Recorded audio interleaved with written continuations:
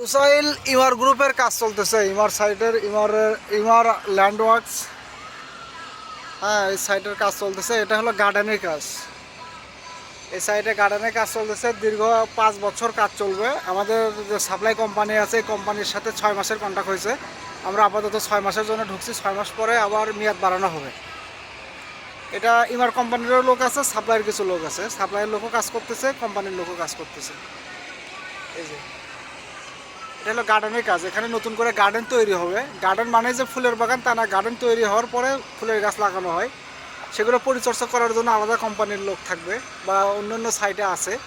আর এটা গার্ডেনের কাজ মাত্র চলতেছে। এগুলো এই যে সাইডে ঢালাইয়ের কাজ চলবে, পানির লাইনের কাজ চলবে। হ্যাঁ, এটা হলো গার্ডেন। এটা লুসাইল হলো আবাসিক এলাকা। আবাসিক এলাকার মধ্যে গার্ডেনের কাজ হচ্ছে। এতে কাজের ফাঁকে আমার এক বন্ধু, আমার সহকর্মী, ওর বাড়ি বরিশাল। এই জসিম, তোমার বাড়ি বরিশাল কোথায়? বরিশাল ভান্ডারিয়া না? এই জসিম আসছে প্রায় 1 বছর না? তুমি 1 বছর এসে রাজলাপানি কাজ করছো, আবার এখানে কাজ করতেছো। মোটামুটি ভালো কন্ডিশন। ওই সাইডে আমাদের দেশি ভাইরা কাজ করতেছে। ওখানে ওই যে ওখানে পানির ওখানে কুলারের ওখানে কাজ করতেছে, এই পাশে কাজ করতেছে। মোটামুটি অনেক ভালো, খারাপ না।